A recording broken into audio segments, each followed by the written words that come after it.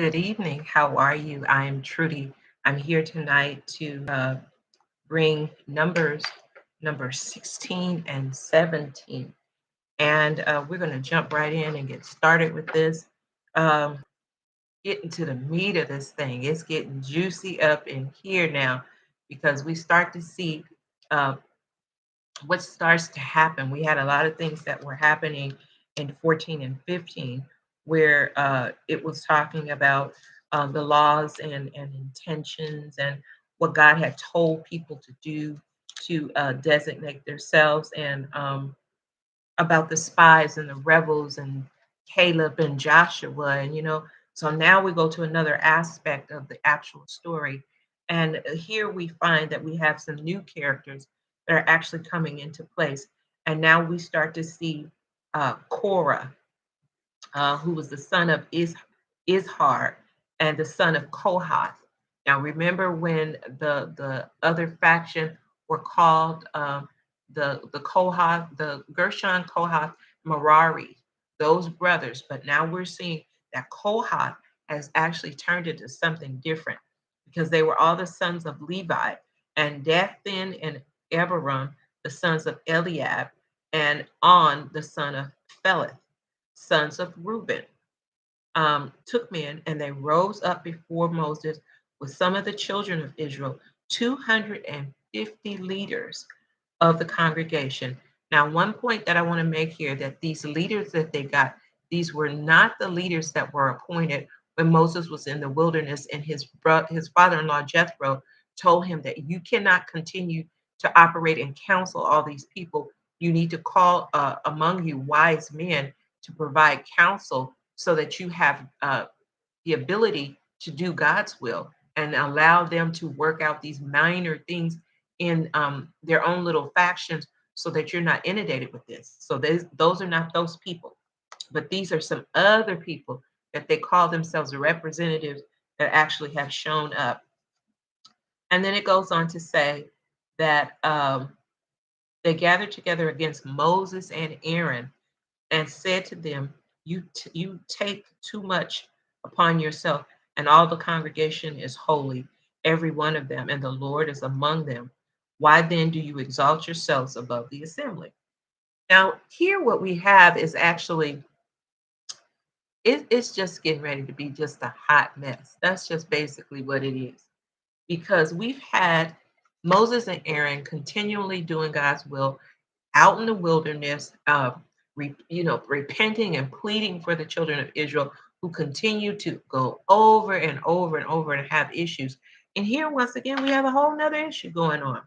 So what we find is Korah, who calls himself the ringleader. He's the spokesman for everything. So he's coming out and he's upset with Moses, and he just kind of calls him out and just to say that who do you think you are, Moses? In short, why do you think that you're so righteous?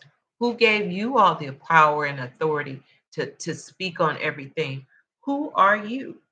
So you know how that happens when we get positions and people get elevated, and then all of a sudden they start to encounter all of these, all of a sudden, people that are so they're just so important, or they want to be heard, or are they really power hungry is really what they are. But they start to emerge, and this is what we have. And then you have to look at the type of leader he was, that Korah had some type of influence because he didn't just come by himself, he came with 250 people. So that's not a small feat. But the thing about it is that when we start to look at him, is that we know that where he descended, and both Moses and Korah were descendants of Kohath, and but from different sons. We talked about that before. That truly Moses and Aaron did not have the right, but because God appointed them, He will validate you. So this is what we have going on here. These people are opposing, like, how are you better than us, and how do you feel like that you are so worthy of being in charge with us? Who gave you the permission to do this? Good evening, Pastor Sadie, Sister Kathy. Thank you for joining. And then not only that, where he grabbed Dathan and Abiram and On from the tribe of Reuben.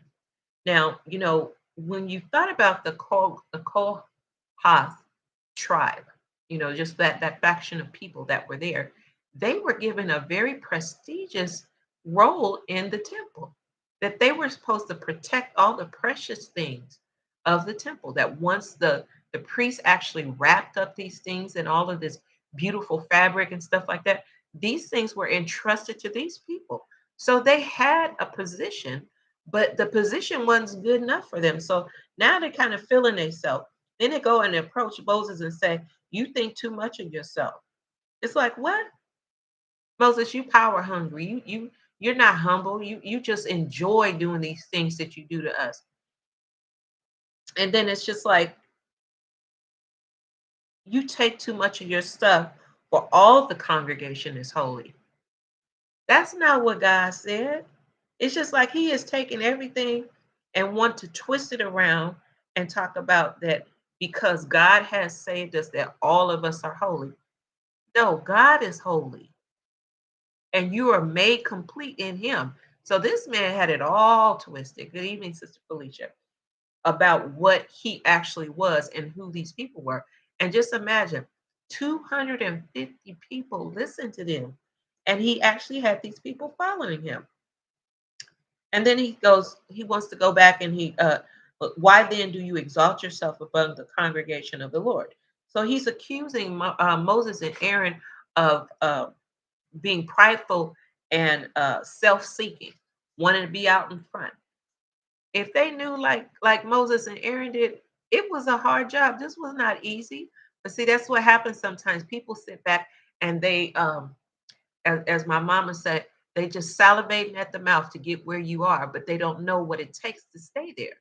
Because God called and appointed Moses and Aaron to be in this task, that they would represent the congregation.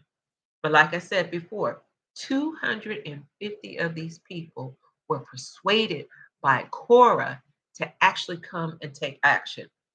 Then it goes on and it talks about the response of Moses to Korah and this massive company. It says, so Moses heard it and fell on his face, and he spoke to Korah and all the company, saying, tomorrow morning the Lord will show you who is his and who is holy, and will cause him to come near to him. That one whom he chooses will cause to come near to him. Do this, take censers. Korah and all the company put fire in them and put incense in them before the Lord tomorrow. And it shall be that the man whom the Lord chooses is the Holy One. You take too much upon yourself, you sons of Levi. See, that's just straight jealousy.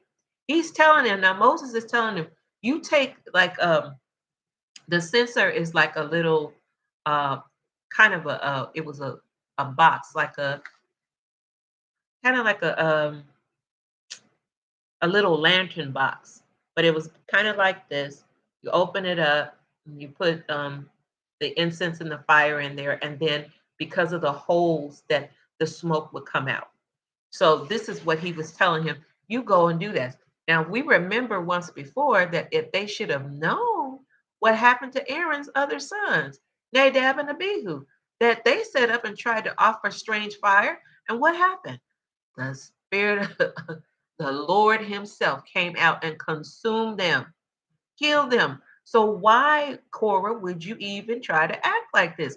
You know that this story has been heard all through the encampment. They know what happened to them, but why would you do this? Why would you do this? So now we have these boys here, and it says, and now hear you sons of Levi. He really trying to clown him. It's just like, come on now. Is it a small thing that the Lord of Israel has separated you from the congregation of Israel to bring you near to himself to do the work of the tabernacle of the Lord and to stand before the congregation to serve them, and that he has brought you near to himself? You are all brethren, the son of Levi with you. So he's saying, like, you know better than I am. You know where you come from. Isn't that like people? You get to a point of elevation, and what they want to talk about is what you used to be and how you used to be. So just these people here. And it says, are you seeking the priesthood also? Therefore, you and all your company are gathered together against the Lord. And what is Aaron that you complain against him? So Moses was so in disbelief because remember before in 14 and 15 when they had did these things that Aaron and Moses had fell on their face. Why? Because they were in utter disbelief of the spiritual blasphemy that is continuing on, that they didn't learn from what already has taken place. They saw these things. It's just like, who are these people? They don't understand anything. They don't learn. It's just something wrong. And then so he fell on his face in a humble posture of prayer. And Moses was a very humble man. He was not a man that exalted himself, because if he was back over in 15, when God had uh, proposed to him that he wanted to kill all of them, that he was going to exalt Moses and make Moses the father of many nations, Moses chose to represent the children of Israel and to plead on their behalf to ask God not to destroy them. But now you have someone that you already know this has happened, but here we are just a few days later that you're actually accusing this man of not being humble. If he was prideful, he could have said, just take him. Let's just make it happen. But then he says, tomorrow morning the Lord will show you who this is. Um, we don't know how long that Moses actually prayed, but we did know that Moses always interceded for the people. He took the shepherdship of the people very, very seriously because he thought about all the innocent people that would be affected by these things that were actually being done. And then, continues on. Moses did not worry about the outcome of the test because he knew at all the time that God had spent with him that he was called by God. Look at all his encounters to see God, the passing by of him, that God had done all of these miracles and things like that. He knew who God was and who God had called him to be. And then it says, why are you messing with Aaron at this point? What is your complaint against Aaron? Aaron has done what he's supposed to do. It says Aaron and his sister Miriam came against Moses before, because remember that when he had married his nice black wife, that they didn't like it and that there was actually punishment there. So it's like, what is wrong with the children of Israel that they see all these things that God has available to do, that he causes this thing, and anything can happen to you, but you still continue to act like you don't know who he is. So it's really interesting. Then it goes and says that Moses sent to call Dathan and Abiram, the sons of Eliab, but they said, "We will not come." How are you gonna do this? Now all of a sudden you too pious and high in yourself that you can't even answer to God's man. Moses was God's man. Who heard from God? Moses. So now you're so self-righteous that you can't do this. And then they go on and make the claim about them why they won't respect him. It says, "You have brought us out of the land of milk and honey." These yo-yos are not even talking about the land that God promised. They're talking about Egypt. We talk about renewed mind. They missed that part of the lesson. They did not have renewals of mind. They felt that where they were in Egypt was the land of milk and honey. And they said, "You bring us out to the wilderness to actually kill us." So they're like, that this is a counter plan that's going on. You didn't come bring us here to actually make it better. You came out here for your own self ego, um, that you could start acting like a prince over us. So he's trying to say that Moses and Aaron were just lording over these people and that they had had enough of that. Now, don't we have that when God gives us a mission, he gives us a plan, and we're trying to execute that plan in excellence, that we have these people that come up and just like, well, who do you think you are? Well, what makes you available to do everything? I know how to do things too. Did God call you? Did he give it to you? Absolutely not. But as we go further, we're going to see exactly what's happening with that.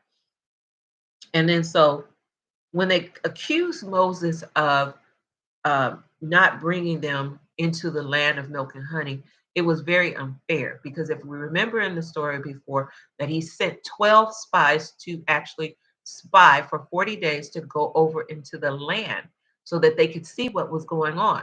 What happened? 10 of them lost heart. They came back as panicked little girls and didn't want they just felt like they could not win because we saw the giants and we looked like grasshoppers. All these rooms, they lost heart except for two, Joshua and Caleb, who were strong in the faith that believed that if God led them to it, that he would see them through it. And they were ready to jump right at that point. But these 10 that came back were so scary that they came back and caused dissension among the camp. And because of the dissension that they actually caused, what was their outcome? They were consumed by the plague and they died. So, what is wrong with the people that they can't understand that God does not play with this kind of stuff? And there are coincidence for every action that you have. And so, then it goes to 15 and 19. It says, Moses reinstates his challenge. Then Moses was very, very angry and said to the Lord, now, see, who else has that kind of conversation that they can say to the Lord, or the Lord spoke to Moses? Never said that he spoke to Korah or Reuben or any of these other people. It said that his intermediary was Moses. And I don't know how these people got this mixed up. Do not respect their offerings. I have not taken one donkey from them, nor have I hurt one of them. So Moses here is actually pleading to God, said, Lord, don't deal with this nonsense. I've not stolen anything from anybody. I've not hurt anyone. I don't understand what is going on. And Moses said to Korah, tomorrow you and all your company be present before the Lord, and they all as well as Aaron. Let each take his censer and put incense in it, and each of you bring his censers before the Lord. 250 censers, both you and Aaron, each with his censer. So every man took his censer, put fire in it, laid incense on it, and stood at the door of the tabernacle of meetings. Now here's the challenge. You can't even go inside the tabernacle. But now you're so emboldened in yourself and pride has overtaken you. So now you had a chance to not even do this, but you were bold to get your censers and you're going to go and stand in front of the tabernacle like the Lord is going to choose me. So they go and they actually do this. And they were with Moses and Aaron, and Korah gathered all the congregation and they sat there. This was probably one of the most brazen points to me in studying this, is that you put other people in jeopardy behind your own self-ambitions. You had no validity for what you were actually calling, but you now have not only involved people, but more people because there are other people connected to these people. So you put other people in harm. And being so brazen to bring your censer like you and God like this, I know he gonna choose me. So God affirms Moses' leadership over the nation of Israel. And then the glory of the Lord appeared to all the congregation, and the Lord spoke to Moses and Aaron, saying, separate yourself. God said, I'm tired of this foolishness. You two, stand over there. Y'all get on away from here. Get away, separate yourself from this mockery that's going on. Get away from this congregation. And then it says, and then the glory of the Lord appeared. The presence of the Shekinah glory, the cloud of God's glory, actually would come in and make direct connection. And then it says that I may consume them in a moment. So God's glory came down, and he did not play about who he was and what his will was. So what happens? So God deals with those who rebel and divide, but it was the way God worked on this occasion. Remember the other 10, how he did that when they caused all of that division that happened and had people fearing and mistrusting God, that they killed them with the plague. But we see that this part was a little different. Then they fell on their faces and said, "Oh God, oh God, oh God." So you so with him, you know him. So what you fearing for? But now when they see the true power of who God is, they fall out and they're like on their face like little, oh God, oh God, oh God. Oh God, is too late at this point. So they're saying, oh God, the God of the spirit of all flesh, shall one man sin and you be angry with all the congregation? So now it's just like Korah is the ringleader. So now they're saying, okay, he did it. He did it. Are you going to be mad at everybody, God, because he did it? He's the one that caused us to do it.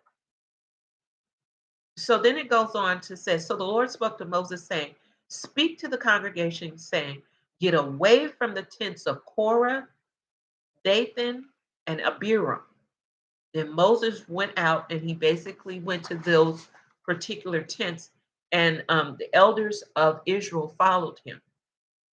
And when we talk about the elders, those are the ones that he actually chose when he was back in the wilderness earlier, when they needed to do that, find the wise men and actually bring them in. And then it goes on to say that when he went there and he spoke to the congregation, said, depart now from the tents of these wicked men, touch nothing of theirs, lest you be consumed in all their sin. So they got away from around the tents of Korah, Dathan, and Abiram. And Dathan and Abiram came out and stood at the door of their tents with their wives, their sons, and their little children. See how the things that we do affect other people? We can't just go along with the crowd, because guess what? Everything that's connected to you is basically going to carry that burden of that shame that you caused. So here we have it here. And then at that point, what's happening is that God basically comes out at this point and he passes his judgment. He passes his judgment. There's when he goes between 28 and 35, it says, now it came to pass as he finished speaking all these words that the ground split apart under them, and the earth opened its mouth and swallowed them up, all alive, with their household, with all the men, with all their goods, with all their kids, with all their wives. Everybody was taken. The earth swallowed them up. And after it had consumed all of them, it closed back up. See, don't play with God. Don't show yourself like you are that in tune or you have that type of ability. Don't be going around here faking about who you are and who you are in Him. And it would have just been easy for Korah to actually have a different outcome if there was some humility. But he got boisterous about it and felt like I can do the same job. Why I have to be over here loading this truck, taking all these things? I could be in here praying for the people. Be careful of prideful ambition, because unless God calls you, don't move. Because the injury that you cause, you're going to be punished as well as those people that you mislead. Then so it goes on, and then we have the cisterns that all the other 250 people have. Guess what? God told Aaron and Moses, get away from them. Why? Because he said, I am going to consume them. And just like he did, like with Nadab and Abihu, that he consumed the 250. But after that, he told Aaron to go put your hand in the fire and redeem all of the cisterns that there, because what was once unholy is now holy. And he told him to take all of those things and make a plate and hammer it out and actually place it on the altar. So a bronze covering for the altar. That's where he used all of the cisterns that actually had come out at that point. Now, after all these things have happened, you would think that would have been enough for the people to just to be cool and say, I don't want to play with God. Okay. I'm cool on that. I'm gonna go sit in my tent. I'm gonna pray. I'm gonna do everything that I'm supposed to do. I'm not messing with him. These crazy people started to murmur again, complaining and murmuring again against Aaron. This time, they go and say, it's your fault. You killed the people of the Lord. Aaron and Moses didn't kill anybody. Their own ambitions killed them. The Lord pronounced judgment over them, but Aaron and Moses didn't do anything. On the next day, all the congregation of the children of Israel murmured against Moses and Aaron, saying, you have killed the people of the Lord. So the accusation is because of the 250 people that got killed. But they didn't think about that when they walked out and wanted to do all these things. Right. They murmured 10 times. Right. So we have all these things. Then you go on and talk about the threat of judgment of the children of Israel or their sympathy for Korah. Now you're trying to be mad because of what happened to Korah. Korah brought that on himself. We have to understand that all of us have to stand for our own foolishness. That when we all get to the pearly gates, that we all have to answer for all the things that we've done.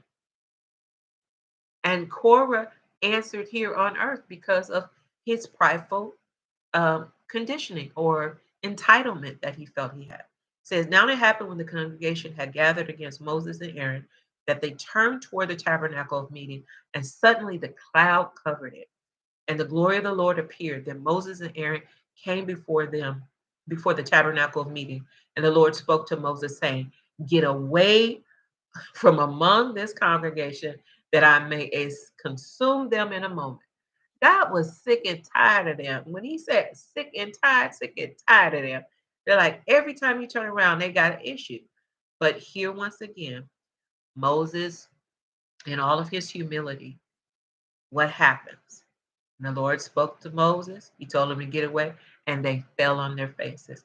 Why did they fall on their faces? Because once again, they humbled themselves before God. They knew who God was. They didn't play about it. They would be about this. They knew who God was. And this showed that it took the threat of judgment seriously. They knew that when God said something, he meant what he said. And they understand that there was no small thing for the congregation to sympathize, because what it did was cause divisiveness. Oh, I feel bad for them. They shouldn't have did them that way. No, they got what they called for because they stepped and pressed God to prove who he was. You keep poking the bear, you're going to get ate up by the bear. And this is exactly what happened. And then it goes on. Aaron's intercession stops the plague of judgment upon the children. So Moses said to Aaron, take a censer and put fire in it from the altar, put incense on it, and take it quickly to the congregation to make atonement for them, for the wrath has gone out from the Lord. The Lord has already stated his judgment. So the instructions were that Moses told him to go among the people, and the plague had already, soon as God said it, it started to happen. And as Aaron and Moses looked out among they ran out because they know how quick God's judgment is like lightning, that they ran out among the assembly and to actually make the atonement. But as they ran out there, one half of the congregation was living and the other half were dying. You could see the death. They were just dead. They were gone. But because of the grace of God, that when he came out with the cistern, that half of the congregation was actually saved because the plague was stopped. But at the end of the day, because someone felt themselves worthy of a position that they were not called for, the plague actually took 14,700 people, besides those who died in the Korah incident, meaning all of those households, of those tents, and all of their family members and everything else that were consumed. So this was a big issue that happened. Disobedience actually had a face to it. If you didn't think what God had did before with the different judgments that he brought, you doggone sure know right now that God means business and that he is no one to play with and that he is no shorter than his word. If he said it, he meant it, and that's exactly what will happen. So that is actually where we go to, that's 16. Now we're going to go to 17. Now, 17, it says gathering rods identified with each tribe. So here again, we have the Lord speaking to Moses and saying, speak to the children of Israel and get a rod from each one of them. So every tribe that actually had a rod, that the Lord instructed Moses to go get one. And the instruction was for them to write their name, their tribal name. If Reuben, Dan, Issachar, Judah, all the 12 tribes, that everyone was supposed to write their name, including Aaron for Levi.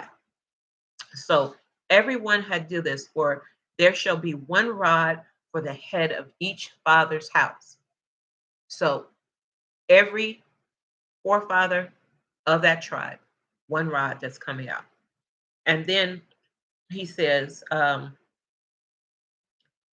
you shall place them in the tabernacle of meeting before the testimony, where I will meet you, and it shall be that the rod of God, whom I choose, will blossom.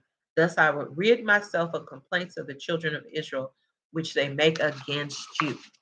So here God again is causing another uh, visual effect. Sometimes people, they just can't get it. So I have to make sure that I'm going to show them exactly who I am and what my choice has been. That this is not by happenstance that Moses and Aaron are in this place, but these are the people that I chose to be there. So, and once I make this visual, uh, the visual appearance to let them see that there's no funny business going on, that you see that this is my will, then this will stop and he will rid himself of all of this murmuring.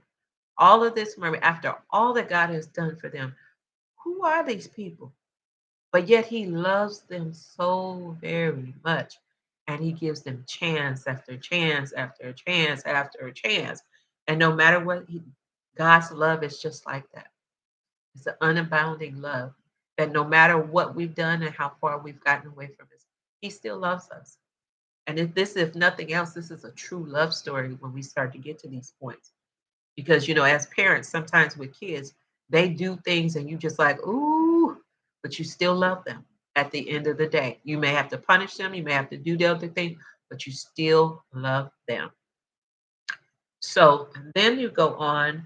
And so Moses spoke to the children of Israel, and each of their leaders gave him a rod apiece, of the leaders according to the father's house, 12 rods. And the rod of Aaron was among those rods. And Moses placed the rods before the Lord in the tabernacle of witness.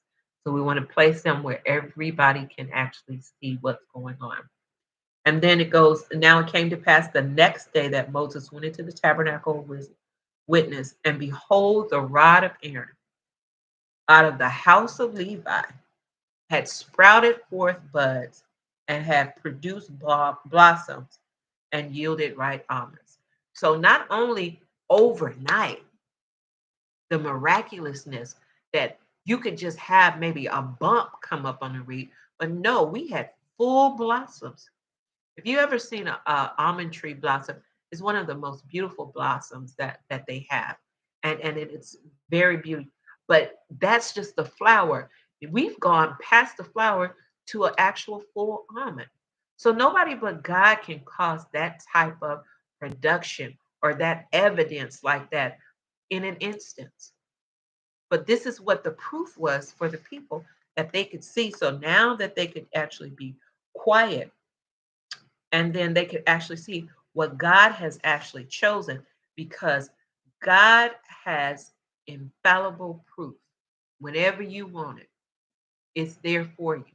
There is nothing impossible for God. We know how long that when we look at things bringing forth, that it has to go through cycles. God can cut through every cycle that there is, because there is no beginning and ending to him. Time doesn't matter to him. He can cause everything to happen instantly. And we see this, and this was given as proof positive to the children of Israel so that they could understand that.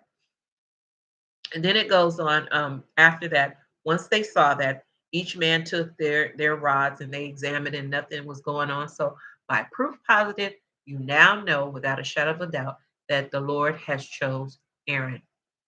This is what it is. Nothing else to be said. So it would shut up all the naysayers. So we would hope.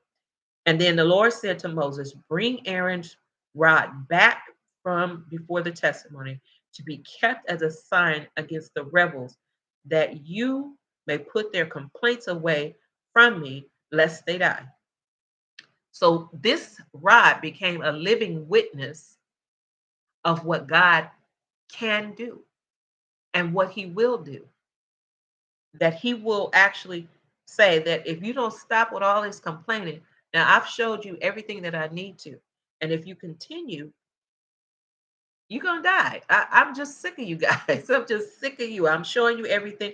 I'm giving you all the leniency that I can. But here now is proof positive. So anybody that come in, they can remember the story. That was a rod. All of us had a rod, but only Aaron's rod, but blossomed, brought forth flowers and brought forth almonds. So it stayed as a witness.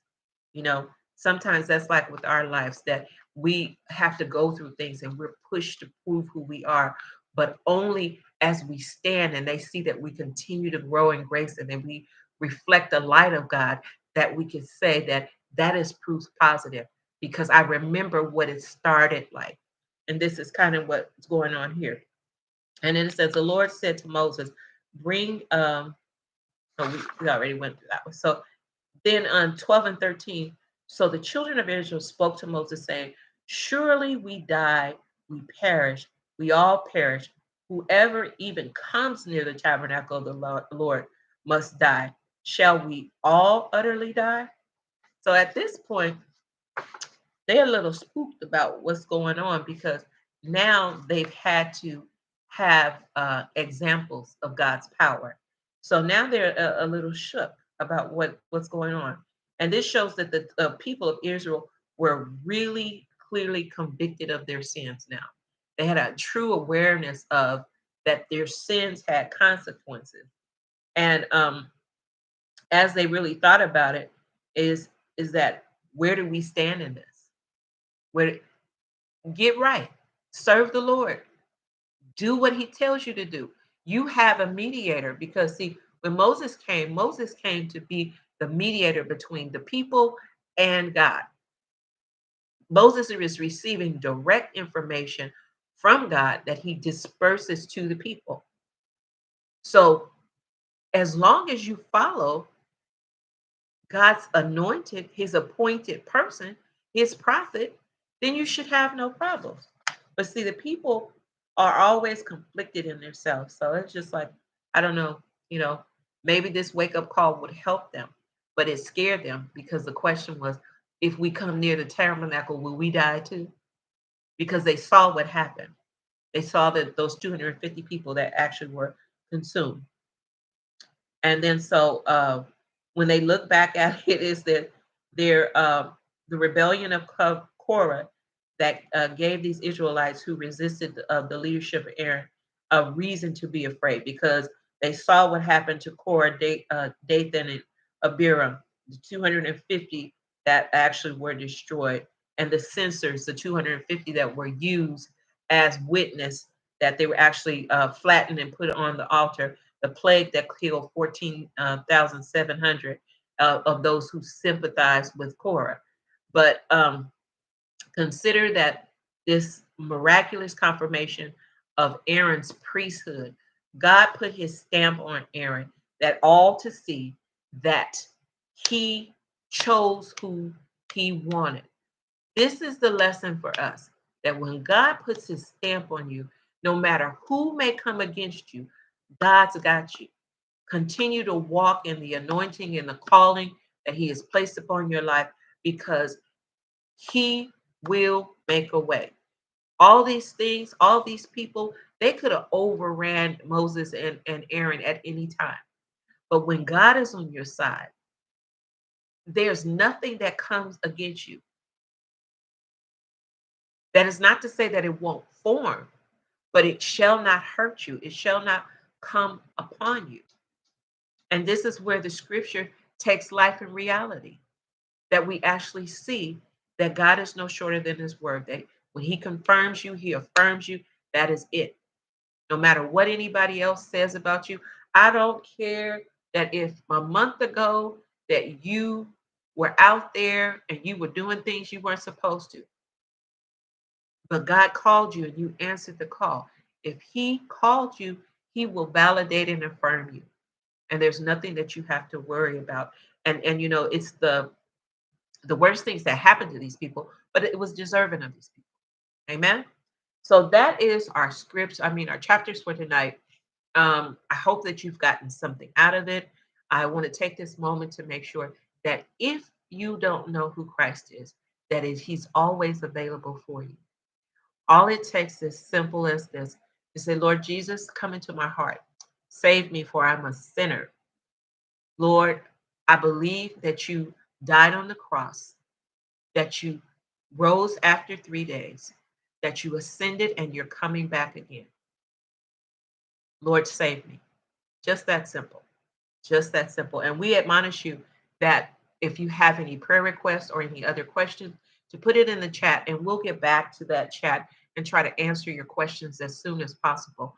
But our main focus in being here every day is to make sure that we provide resources for those that might not know Him, that would have an opportunity to know Him. We don't want to be like these other people. We already see what goes on, but we want to go into His abundance of love and understanding and compassion and favor and mercy. These are the things that are available to His children. God is a great Father. He's a great Father, and you won't go wrong. So thank you for being with us for It's About Time, where we go through the Bible chronologically to make sure that we understand the story and that we get all the nuggets and gems out so that when we study the word, that it comes alive for us and that we can hold that word in our heart and actually cherish the things that God has left us. So thank you so much for joining me. Again, I'm Trudy, and make sure that you're here tomorrow at 6 o'clock so that we make sure that we can continue what's going on in God's Word. God bless you and good night.